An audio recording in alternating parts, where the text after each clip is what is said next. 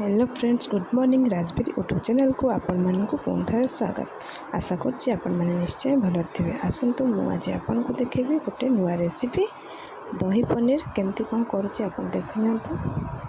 से मुझे पनीर किसी नहीं, पियाज दुईटी नहीं आ कैप्सिकम गोटे नहीं। मुझे पनीर वेट केते कहनी कहीं मो हिसाब से करती। मु गोटा काजू नहीं, पोस्त आ मगज आ गोटा गरम मसला एतिक आप मसला ने आम देखते प्रस्तुत करवा। एवं मु पानी दे देती भेदापी, भेदिले आमको मसला कर सुविधा हम। से पानी हाफ ग्लास दे देती। तापर को मिक्स करने मसला करना। ए देखो मसला कर चलते आम ए प्रस्तुत करवा केमती कौन पनीर कर। देखो ये पेन नहीं तेल दूसरी पनीर टाक आम फास्ट भाजी ना भलसे। देखो तेल देती आप सब रिफाइन तेल देवे। पनीरटा मोटा तेल भाजी हेनी, रिफाइन तेल पतला। तेल गरम हो जाए मुझे पनीर दे देती। आप हाफ हाफ करके पनीर को सब भाजी ने। मन रखिथे पनीर को भलसे भाजबे, माने हल्का भाजबे, बेसी कड़ा करके भाजबे। देखो मोर पनीर भजा रेडी हो जाए। एवं आम तैयारी करवा दही पनीर।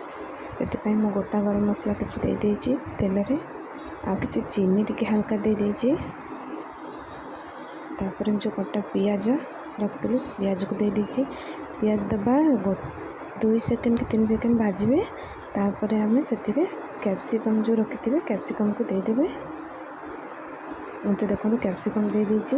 पियाज और कैप्सिकम को सांगर भाजबे, बेसी भाजबे, हल्का भाजबे जमी क्रंची टाइप से लुण दे देती हाफ चामच। देखो तो ये बढ़िया भाव भाजी नहीं।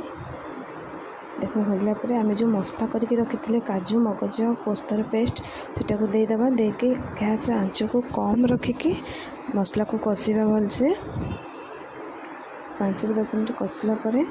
देखो आपंकर देखिए मसलाटा टी कलर चेंज हो आस। हल्का टी पानी देदेवे ना मगज लगी जापे। कंटिन्यू आप चलाऊे कहीं मसला लगी जापे।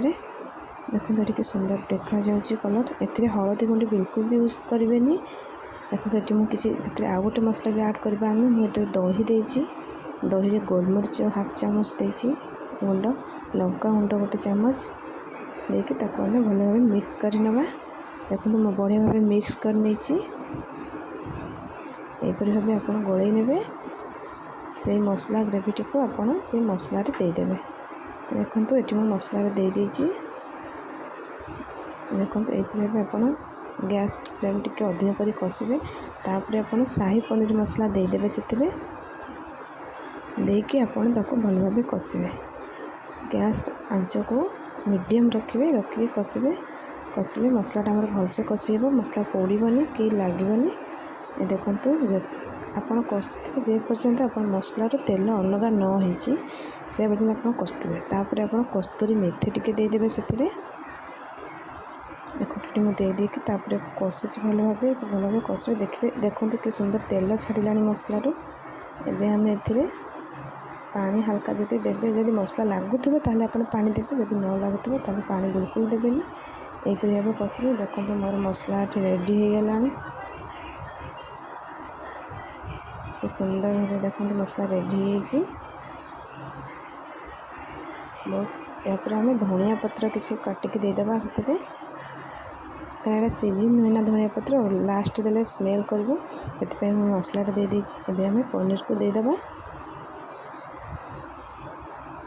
देखो पनीर को दे देती। पनीर देके आम भलसे मिक्स करना।